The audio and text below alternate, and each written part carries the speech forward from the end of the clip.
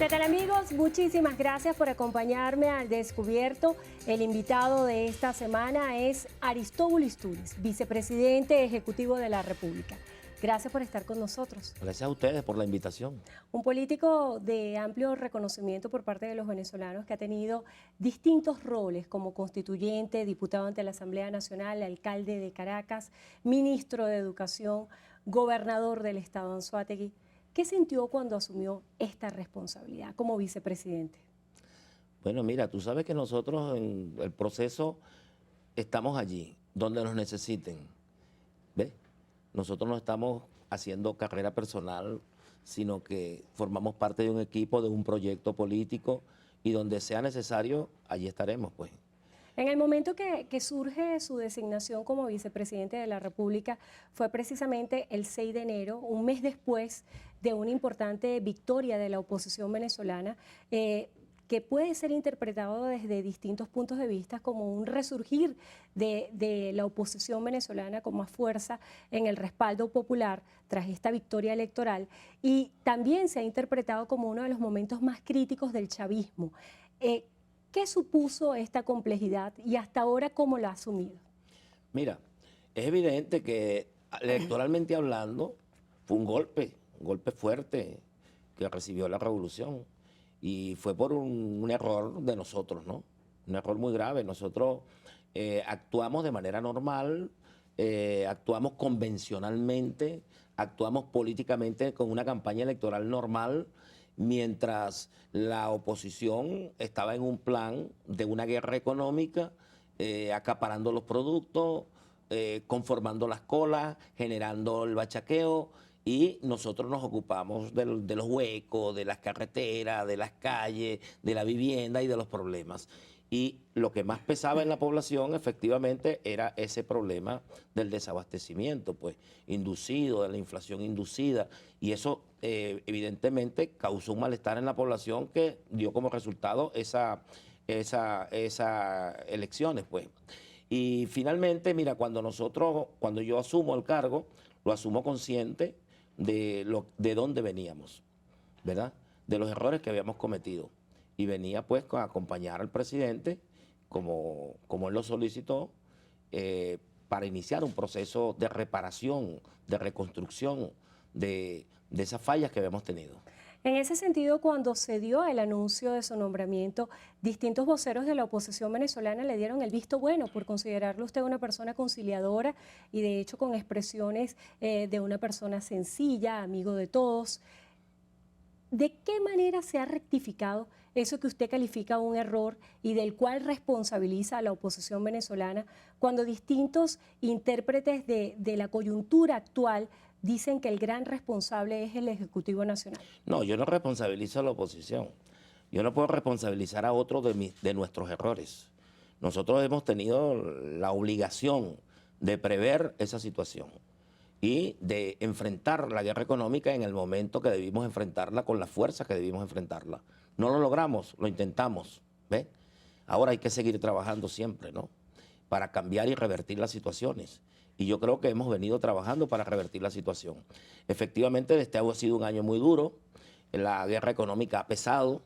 El primer año no solamente la guerra económica, sino que la guerra económica se da en un momento en que se produce un derrumbe definitivo del modelo económico rentista petrolero. Y al mismo tiempo, allí aprovechó la oligarquía, el imperialismo, para intensificar la guerra económica. Nosotros éramos un país que vivíamos exactamente del 80% de las divisas del petróleo, un país que vive de la renta petrolera. Se agotó el modelo rentista y aprovecharon la oportunidad para intensificar la guerra económica. Y por supuesto, nos toca a nosotros construir un nuevo modelo, porque dentro del mismo modelo rentista no lo podemos recuperar, no lo podemos reparar, no. Se trata de aprovechar la guerra económica, de aprovechar el derrumbe del modelo para construir un nuevo modelo económico productivo que al mismo tiempo nos permita a nosotros garantizar los logros sociales de la revolución. Esta revolución, tú puedes criticar lo que te dé la gana, pero no puedes negar que ha tenido indicadores sociales importantes, logros sociales importantes. Y esos logros sociales es lo que ha vinculado a la mayoría a este proceso revolucionario. Nosotros no podemos construir un modelo obviando eso.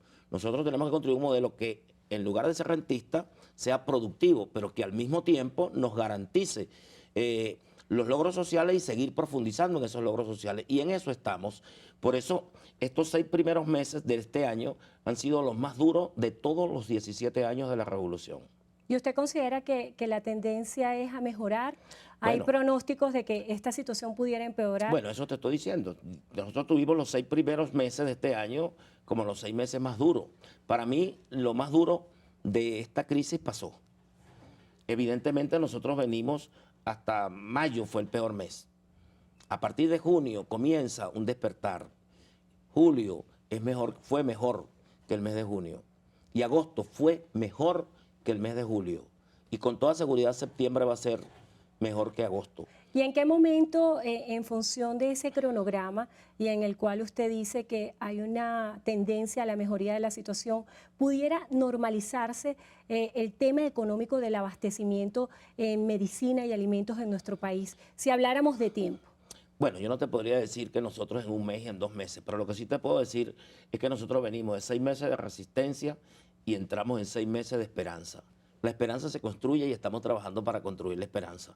¿Por qué? Porque la única manera de nosotros garantizar el abastecimiento es importando y produciendo. Y ha mejorado la producción y ha mejorado las importaciones. Por eso, con toda seguridad, cuando uno habla de que va a mejorar la situación en forma progresiva, es porque de manera progresiva se están haciendo esfuerzos para eso. Por ejemplo, nosotros vamos a tener a partir del 15 de septiembre el inicio de la cosecha, que se lleva septiembre, octubre y parte de noviembre. Ahora yo te voy a decir, este año nosotros vamos a cosechar más que el año pasado, porque tenemos más superficie sembrada. O sea, es una cosa objetiva. En este momento nosotros tenemos más materia prima que en cualquier momento del año para procesarla. Por eso estos meses van a ser mejores que los meses anteriores. No se trata de un deseo ni se trata de ser adivino, se trata de cosas lógicas, ¿no? Si tú tienes más materia prima, tú vas a tener más productos procesados. Si tú tienes más espacio sembrado, tú vas a tener más espacio cosechado. Si tú cosechas más productos agrícolas, tú tienes que importar menos. Y eso mejora la situación. Por silogismo es una conclusión lógica. Esta semana hubo declaraciones de un vocero del Comisionado de Derechos Humanos de la ONU, quien alertaba sobre una posible hambruna en Venezuela. Este es un tema que ha causado muchísima controversia porque no ha resultado ajeno para muchos venezolanos ver cómo hay otros venezolanos comiendo basura, cómo los niveles de ingreso han decaído en el hogar venezolano promedio, y cuando se habla de una hambruna se vuelve a retomar el tema que hace meses se tocaba de la crisis humanitaria en nuestro país. ¿Usted considera que esto es así? Mira, quienes han hablado de crisis humanitaria en Venezuela son los que han trabajado para provocar la crisis humanitaria. Quienes hablan de hambruna en Venezuela son los que han trabajado para provocar la hambruna. A nosotros nos toca trabajar, ¿verdad?, para impedirla. Y todos los días, tú puedes estar segura, veme los ojos, trabajamos para que no haya, para impedirla, para evitarla. Quien genera las colas dice, Maduro es responsable. La genera para decir que Maduro es responsable. Nosotros trabajamos para eliminar las colas. Quienes generan el bachaqueo, ¿verdad?, son los que dicen, mira, Maduro genera el bachaqueo. No, ellos quieren vivir de eso, quieren engordar con eso, quieren ganarse el espacio político provocándole hambre al pueblo. Eso es lo que han hecho. Y nosotros estamos trabajando todos los días para enfrentarlo. Acerca del debate de si existe o no existe en Venezuela una guerra económica, hay distintos análisis que no solamente dan cuenta de las acciones concretas que ha adelantado el Ejecutivo Nacional, sino también del modelo económico. Y pareciera que las críticas están orientadas a que las estrategias no pueden ser eficientes cuando el modelo no es eficiente. ¿Qué responde usted a esto? A quienes dicen que no hay guerra económica en Venezuela, yo les digo, ¿qué significa el decreto de Obama? Venezuela es una amenaza inusual y extraordinaria para la primera potencia del mundo. Ese decreto solamente se lanza cuando tú le quieres hacer la guerra a un país, ¿verdad? ¿Tú crees que la baja del precio del petróleo vino espontáneamente?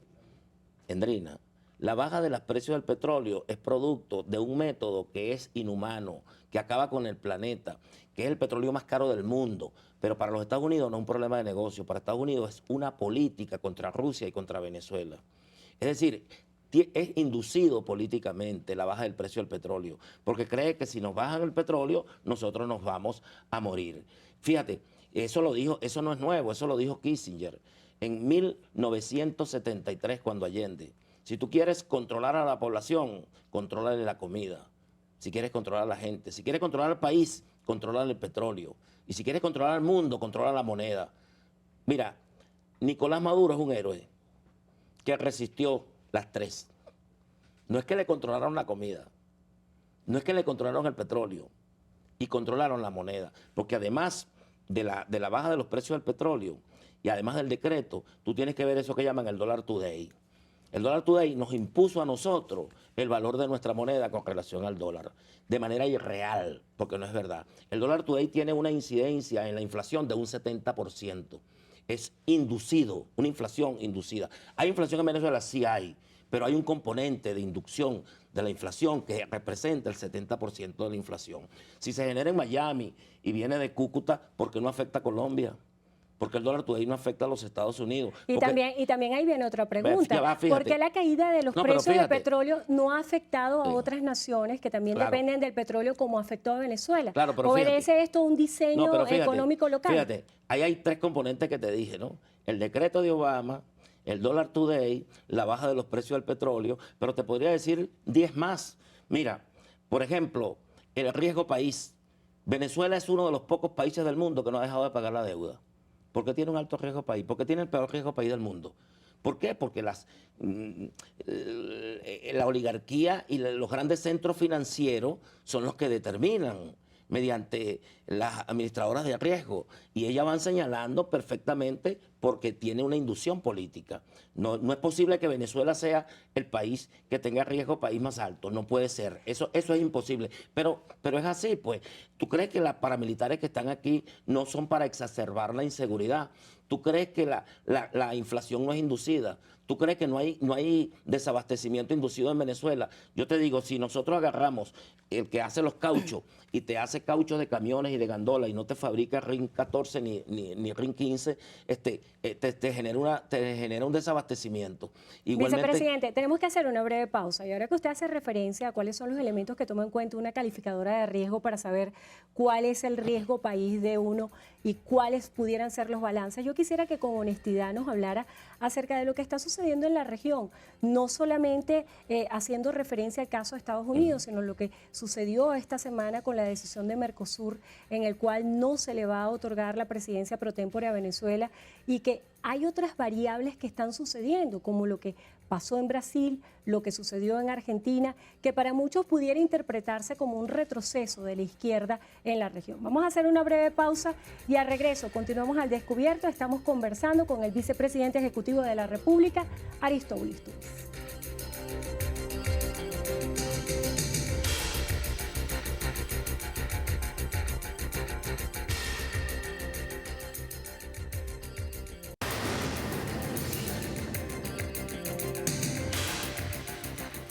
Continuamos al descubierto. Estamos conversando con Aristóbulo Turis, vicepresidente ejecutivo de la República de Venezuela.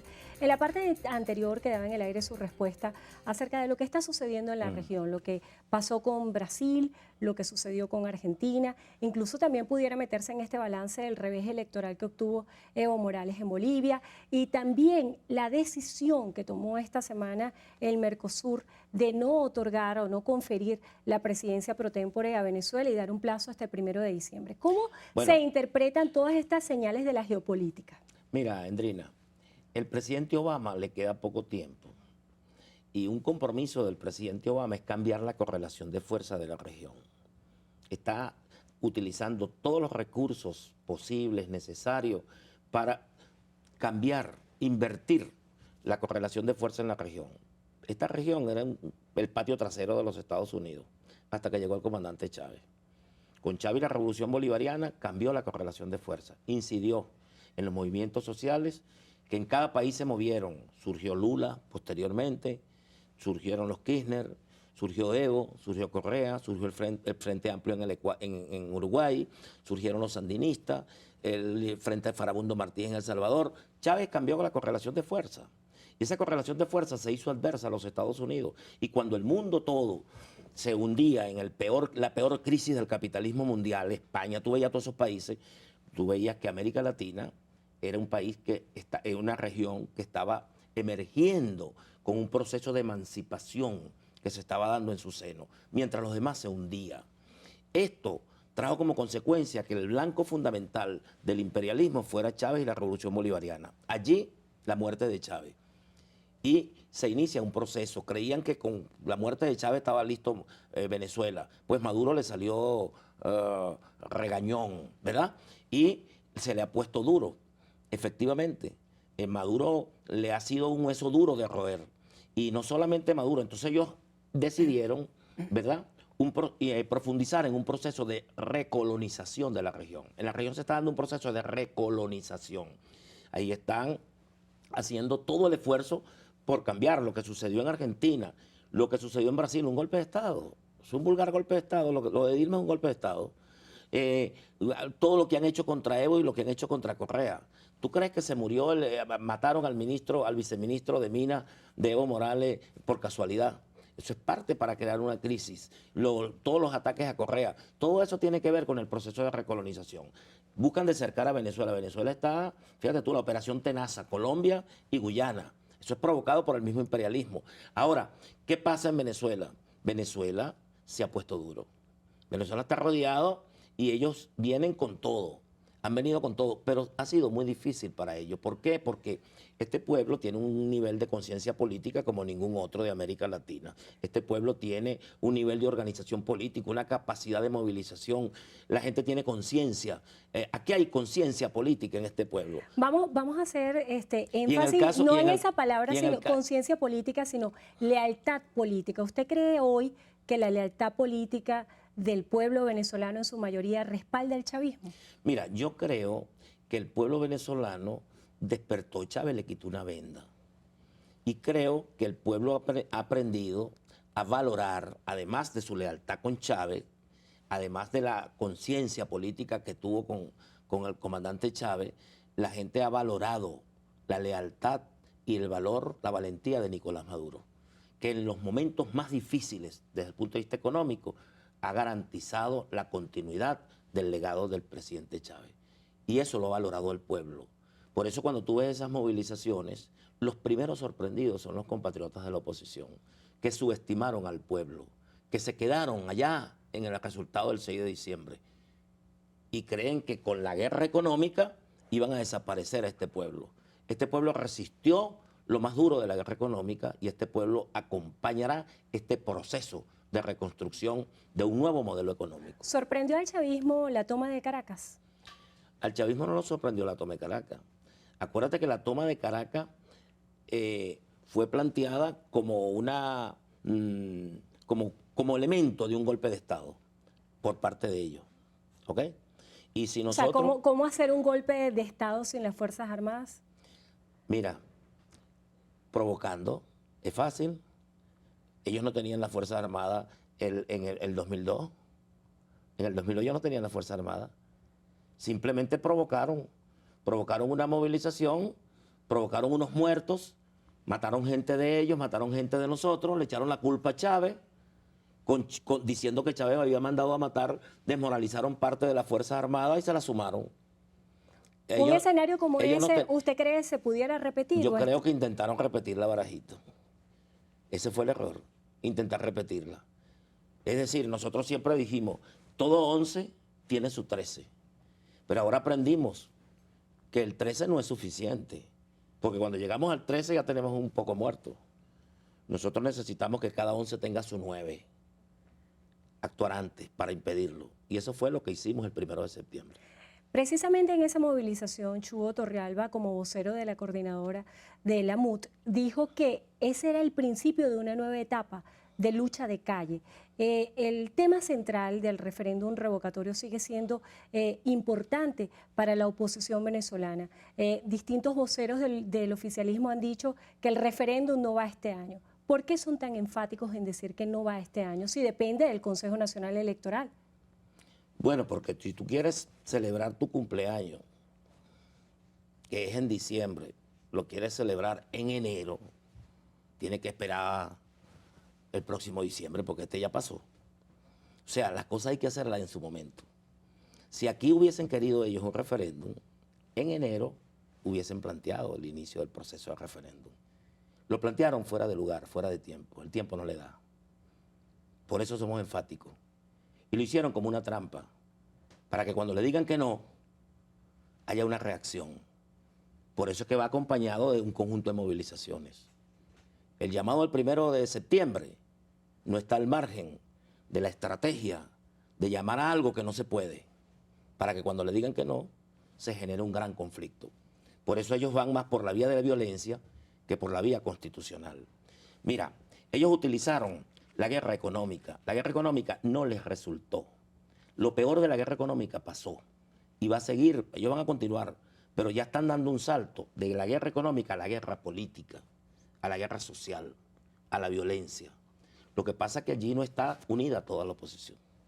En este sentido, si usted dice que el referéndum revocatorio no va este año, ¿va a seguir en curso esta solicitud que ha hecho la oposición venezolana? Como se ha establecido, viene ahora la fase de la recolección del 20%. Te voy a decir. Y eventualmente pudiera celebrarse el referéndum revocatorio el año que viene. Te voy a responder. En ese caso, en ese escenario, está previsto en la Constitución que el vicepresidente asuma la presidencia. Yo te voy a responder. ¿Usted está preparado para ser presidente? Yo te voy a responder de manera sencilla. A mí no me interesa el referéndum revocatorio. Ese no es mi problema. Es un problema de la oposición. Yo no pierdo un minuto para hablar del referéndum. Ese no es mi problema. Yo no uso el tiempo en lo que no me interesa. Si se celebra el referéndum el año que viene, ¿usted está preparado para ser presidente? Es un problema de la oposición. Es un problema de la oposición. Aquí no va a haber, aquí yo te dije mi opinión. Yo te dije mi opinión. Mi opinión es que aquí no va a haber referéndum. O sea, ni este año ni el año que viene. Mi opinión. Bueno, si yo fuera de la oposición y me dicen que lo haga el año que viene, no lo hago. Pues tú lo que quieres es sacar a Maduro y no lo vas a sacar. Para muchos parte de la crisis y una parte de la solución. Aquí no se trata de Maduro. Se dirime en aquí eso. se trata de los chavistas. Aquí se trata de la revolución bolivariana. Y si tú no puedes sacar la revolución bolivariana, ¿qué sentido tiene el referéndum? El referéndum no es para una persona. El referéndum es para quitarse un gobierno, para quitarse un modelo que está gobernando. Entonces, si tú no te lo puedes quitar con el referéndum, ¿para qué te sirve el referéndum? ¿Cuál es la estrategia que tiene planteado el Partido Socialista Unido de Venezuela para tratar de contar con el respaldo y el apoyo popular? Vimos situaciones como lo que sucedió en el estado de Nueva Esparta, en el cual el presidente Nicolás Maduro fue caceroleado, y esto en los últimos 17 años no había ocurrido con un presidente chavista. Mira, una cacerola la puede hacer una persona, la pueden hacer 2 personas, la pueden hacer 3 personas, lo que tienen que atreverse, y el que lo hizo está preso. O sea, que ustedes consideran cacerolear un delito. Yo no considero cacerolear un delito. Yo considero que si un presidente es irrespetado porque fue una provocación de 2 o 3 en un momento donde hay un poco de gente, yo lo puedo hacer. Una sola persona puede hacerlo. Una sola persona te puede faltar el respeto a ti. Eso no quiere decir que sea el pueblo. Lo que pasa es que fue montado y quien lo montó está detenido. Y está detenido por eso. Porque hay grabaciones, cómo lo planificó, etcétera, etcétera. El presidente va a pasar por aquí. Cualquiera le puede faltar respeto al presidente, si le da la gana de faltárselo, atravesándosela. A un presidente popular como Maduro, que Maduro agarra la calle, se baja del carro, camina, hace cualquier cosa por contacto con la gente. Una persona sola puede respetarlo, 2 personas pueden respetarlo. Ah, bueno, lo planificaron, tenían la grabación para decir que esto ocurrió. Eso fue una manipulación, chicos, montaje. El responsable del montaje está detenido. Y está detenido, él sabe por qué. No puede decir, yo no estaba, yo no lo hice. No, está grabado, etcétera, etcétera. A nivel de respaldo popular, siempre ha sido una de Fíjate, las principales banderas del chavismo, contar con la mayoría. ¿Usted piensa que hoy, en su mayoría, el pueblo venezolano respalda el chavismo? Mira, ningún gobierno ha tenido la mayoría desde el principio hasta el fin. En política, tú tienes mayoría un momento y tienes minoría otro momento. Tú tienes que tener la mayoría en un momento determinado a la hora de tomar decisiones. Chávez, si le hubiesen hecho, por ejemplo, a Chávez el revocatorio 2 meses antes, lo pierde. Tú tienes que tener la mayoría cuando tienes que tenerla. Porque si no, uno no gobierna. El que gobierna tiene que tomar decisiones. No todas las decisiones son aceptadas. Y tú no puedes gobernar solo, para complacer. Hay decisiones que tienes que tomar. Y entonces esas decisiones tú las tomas en un momento y tú ves el tiempo que te permita recuperar, etcétera, etcétera. Eso se hace en política. Si no hay un gobierno que empiece desde el principio hasta el fin y nunca tenga este rechazo o tenga unas medidas que no sean aceptadas. Porque si no es pura demagogia. Hablando acerca de esas decisiones que tiene que tomar el gobierno, el tema del diálogo ha sido protagonista también durante todos estos años. Yo quisiera que en la próxima parte habláramos acerca del diálogo y de todo lo que se pudo conocer en la opinión pública acerca de esos encuentros con la oposición y cuáles son los principales desafíos. También el Papa Francisco se ponía a disposición para tratar de favorecer el diálogo. ¿Qué es lo que hace falta para que se sienten en una mesa gobierno y oposición? Vamos a una pausa y continuamos al descubierto.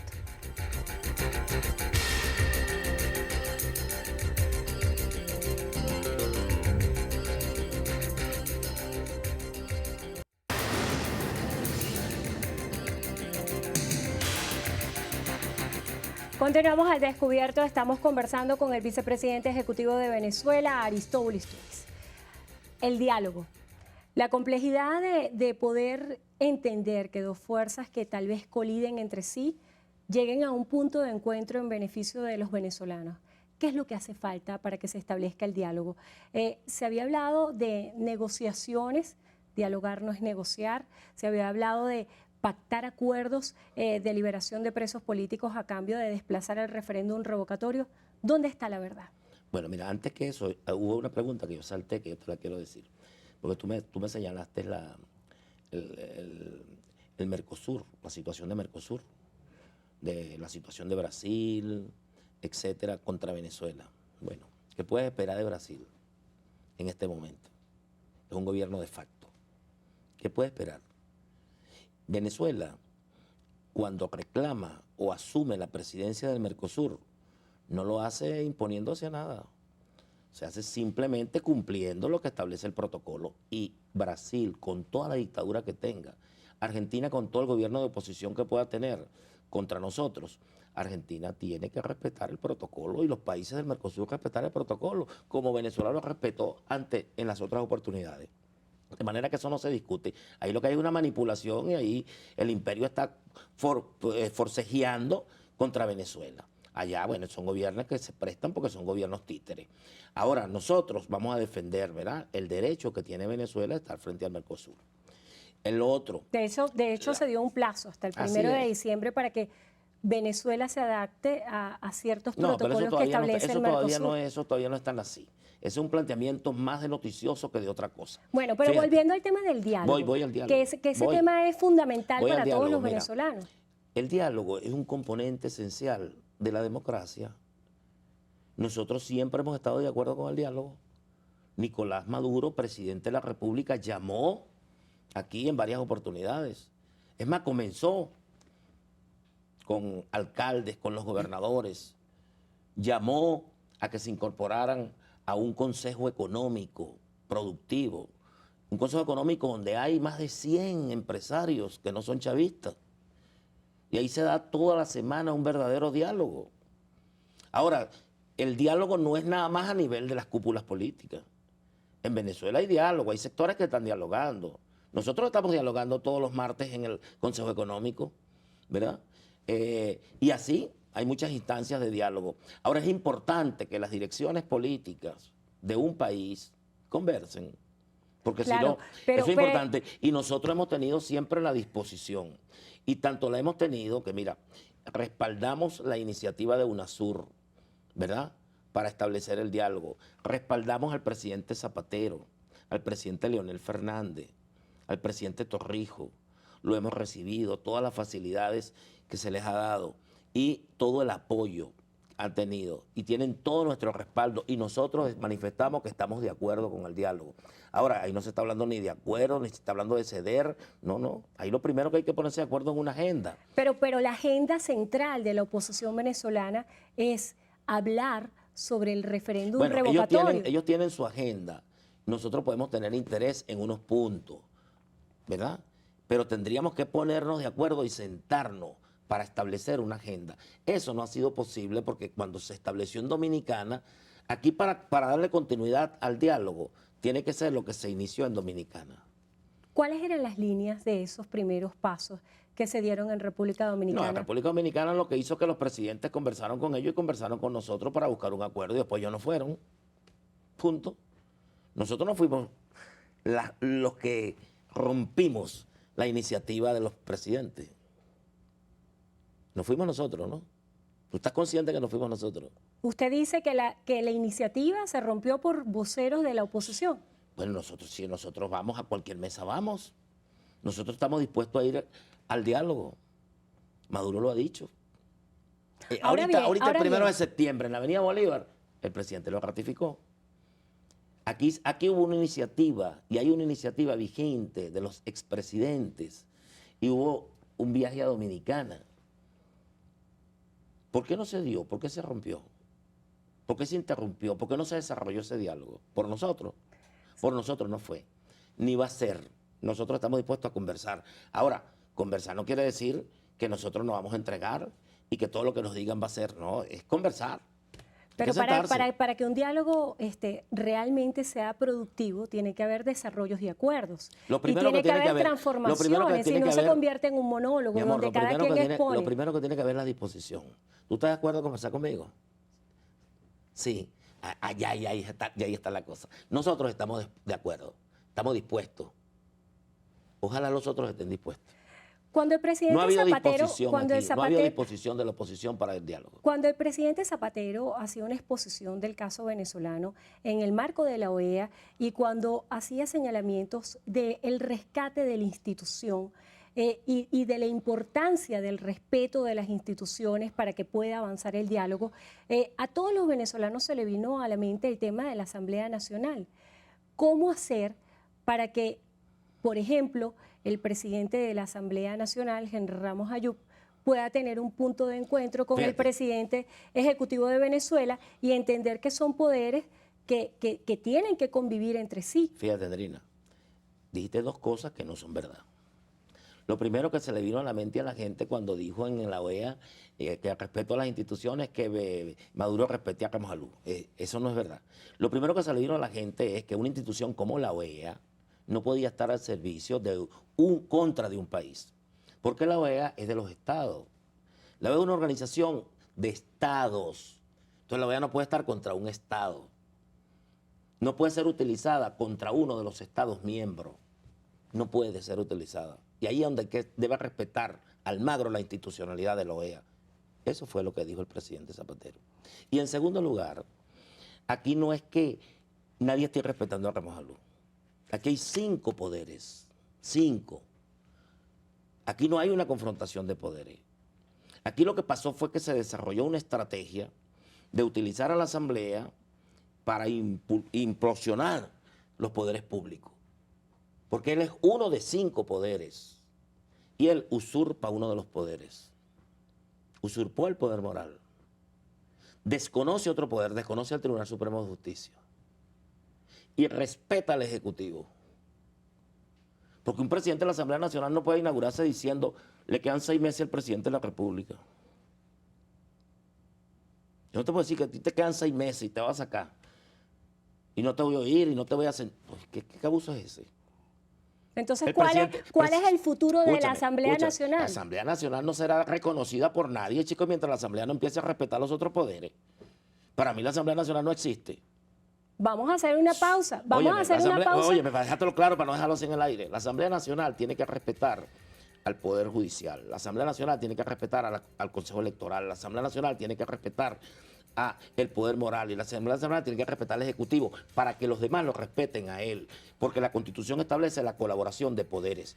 Tú no puedes pretender que tienes el gobierno y tienes el poder porque ganaste uno de los poderes. Se puede tener un poder, el control de un poder y convivir con los otros poderes, que es lo que nosotros hemos exigido. El presidente Maduro fue a la Asamblea. A la Asamblea presidida por Ramos Ayub, el presidente Maduro asistió. Yo fui, yo asistí. Y a mí me corresponde como vicepresidente las relaciones entre el Ejecutivo y la Asamblea Nacional. ¿Cómo las articula? Bueno, cuando la Asamblea Nacional exista. Porque vamos ahorita no existe. A hacer una breve pausa porque me indican que tenemos que hacer un corte en este momento y al regreso yo quiero que usted me hable acerca de esa complejidad de tener que articular el ejecutivo con el parlamentario y cómo hacer también para que sean respetados los electores que dieron su voto a favor de esa asamblea. Vamos a hacer una breve pausa y continuamos al descubierto.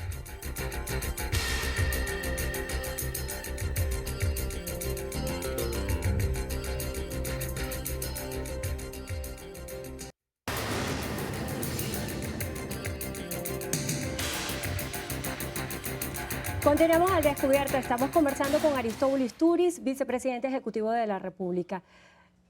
¿Qué tan complicado ha sido articular la Asamblea Nacional con el Ejecutivo? No ha sido tan complicado porque simplemente la Asamblea no ha existido. Si la Asamblea funcionara en el marco de la institucionalidad, con todas las diferencias que podamos tener, porque eso es la democracia, la diversidad, ¿verdad? Y convivir. Eso es la democracia. Pero si tú crees que tú lo existes tú y que los demás no existen, ¿cómo se va a entender la gente? Para mí entonces tú tampoco existes. Y se acabó. ¿Quién es para usted el interlocutor más importante de la oposición venezolana? Ojalá tuviéramos, ese es el gran deseo, tener un interlocutor, uno, Endrina. Como persona, como individualidad, hay varias personas con las que yo puedo hablar y respetar, pero no son interlocutores de la oposición. Tú hablas con el presidente Maduro y estás hablando con nosotros. Tú hablas con Diosdado Cabello, estás hablando con nosotros. Tú hablas conmigo y estás hablando con nosotros. ¿Por qué piensa que en la oposición no ocurre esto? Porque no ocurre. Si tú hablas con María Corina, ¿tú crees que estás hablando con la oposición? Si tú hablas con Ramos Alú, ¿estás hablando con la oposición? Estás hablando con un sector de la oposición. Cuando ellos se ponen de acuerdo y nombran un vocero, es que tú te puedes entender. ¿Cuál es el interlocutor válido de la oposición? El que ellos designen en un momento determinado, porque tienen que ponerse de acuerdo varios factores e individualidades. Ahí hay 4 factores políticos y una serie de individualidades. Ellos tienen que ponerse de acuerdo. Y para ponerse, si ellos hubiesen estado de acuerdo, hubiese prosperado el diálogo en Dominicana. El problema es que no están de acuerdo, Endina. Ahorita hay unos que hablaron, ¿ves? Y lo primero que dijeron, vamos a conversar y que nadie sepa, pues secreto. Y salieron declarando el siguiente día que se conversó. Y después unos de ellos diciendo que no están de acuerdo con la conversación. Y otro que no está con la conversación. ¿Y entonces con quién estás conversando? ¿Cómo conversamos si tú no expresas a lo que tú no representas a nada? Si nosotros vamos a hablar con la oposición, el vocero de la oposición tiene que representar a la oposición. Y lo que él acuerde, lo acuerda la oposición. Pero no puede ser que la oposición desconozca a sus voceros, porque no son voceros entonces. ¿Tú me estás entendiendo, hija? Más allá de este debate Pero tú me dices, político, ¿quién debe ser el vocero de la oposición? El que la oposición ponga. pero más en un momento allá determinado. de este debate político, hay un grueso de la población venezolana que está esperando respuestas por parte del Ejecutivo Bueno, está bien. en distintas está áreas. Bien. ¿De Esa qué manera es se otra está pregunta, esa es otra trabajando? pregunta, no me la una con la oposición. Y en eso andamos nosotros. Tú sabes que nosotros andamos trabajando, tú lo sabes perfectamente. Tú sabes que las 24 horas del día nosotros le estamos echando pierna por todo el país, haciendo un esfuerzo para enfrentar la guerra económica. Aquí Maduro ha dicho 3 líneas que son fundamentales. Mira, nosotros tenemos la obligación de proteger a nuestro pueblo. Por eso el presidente ha aumentado 3 veces el salario este año. Por eso el presidente ha aumentado el bono alimentario. Por eso el presidente ha invertido más de 200.000 millones de bolívares para generar empleo que nos permita mantener la tasa de empleo que tenemos. Por eso el presidente impulsa, ¿verdad? Y aún en medio de la crisis, todas estas políticas sociales, el 1.100.000 viviendas, 1.100.000 viviendas, 1.100.000 viviendas. Con la crisis, Endrina, con la crisis tenemos nosotros 6% de la tasa de desempleo. Con la crisis nosotros tenemos el 4.5% de pobreza extrema. Con la crisis nosotros tenemos el 85% de nuestros adultos mayores con su seguridad social. En medio de la crisis. Ve países que no están en crisis, pues España, ¿cuál es la tasa de desempleo de España? O ve cuál es el salario en España. O ve cómo es el desempleo, o ver países que no están en crisis, que no tienen educación gratuita. Aquí no, hija, aquí nosotros vamos a arrancar ahorita el 26 de septiembre con 10 millones de estudiantes en las aulas, con 5 millones de canaimitas, con 120 millones de libros para los muchachos, con 5 millones de morrales, con 173 escuelas nuevas vamos a arrancar el año. Entonces, en medio de la crisis, esas son las respuestas a los problemas de nuestro pueblo. En todo lo que usted me mencionó, dejó por fuera un tema que es bien importante para todos los venezolanos y es el tema de la seguridad. hay una deuda en este sentido en función a las cifras que revisamos cada fin de semana de personas que fallecen víctimas de la violencia. ¿De qué manera está trabajando el Estado para atender este tema tan sensible que va más allá de un color político? Sí, no me pida que tenga el 100% de los problemas solucionados y sería yo un mentiroso si te digo todo está resuelto y todo está maravilloso. No, hay muchas cosas que fallamos, hay muchas cosas que hay fallas, que hay que seguir trabajando. La seguridad se ha convertido en un problema, no solamente en el país, sino en todas partes del mundo. Y todos los países están haciendo esfuerzos por eso y nosotros también estamos haciendo esfuerzos. La OLP es un gran esfuerzo por enfrentar la inseguridad que se ha desbordado.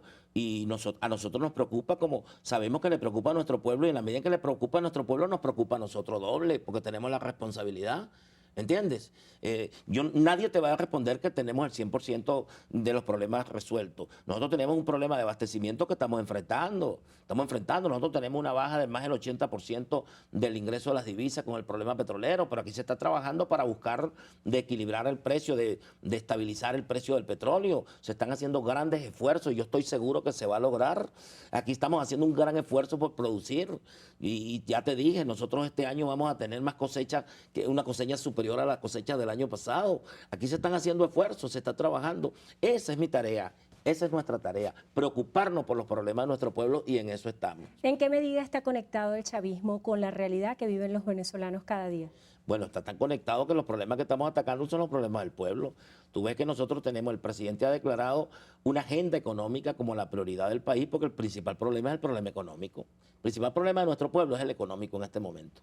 Es cómo bajamos la inflación y cómo la frenamos, es cómo nosotros superamos el desabastecimiento, es cómo nosotros rompemos el espinazo de la guerra económica. Estamos concentrados en romper el espinazo y la columna vertebral a la guerra económica. Esa es la primera tarea que debemos tener nosotros. Por eso se ha organizado el pueblo en los CLAP, por eso se ha estimulado al pueblo en la producción, por eso se están haciendo inversiones importantes, millones de dólares para la siembra.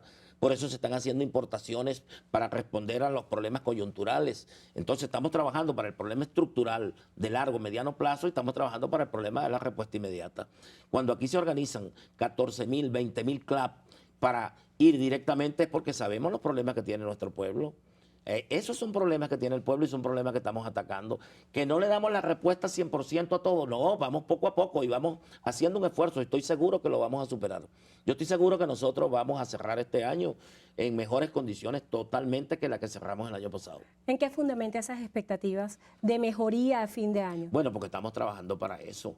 Si nosotros estamos trabajando en una agenda económica para atacar los problemas económicos, bueno, ahí tenemos 15 motores que están desarrollándose, motores productivos. Tenemos cadenas productivas que estamos trabajando el Plan 50, tenemos la gran misión de abastecimiento soberano para tener un mayor control de la producción y un mayor control de la distribución.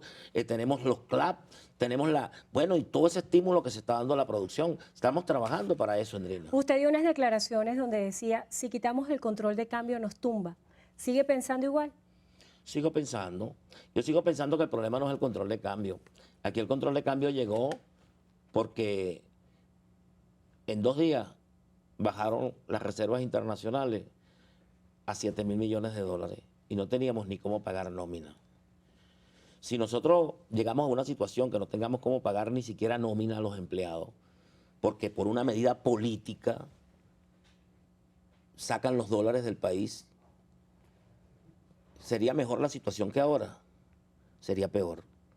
Entonces hay que impedir que empeore la situación si estás trabajando para intentar mejorarla. Un mensaje final. Un mensaje final es un mensaje de optimismo.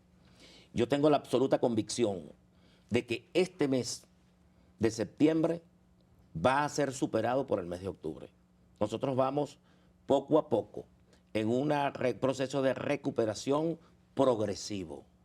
Y estoy seguro que cuando lleguemos a diciembre, estas van a ser las mejores Navidades en muchos años. Bueno, agradecemos al vicepresidente de la República, Aristóbulo Isturiz, por estar en nuestro espacio, al descubierto, y por estar acá en Venevisión. Muchísimas gracias. Gracias a ti por la invitación. Y gracias a ustedes, como siempre, por habernos acompañado. Será hasta la próxima.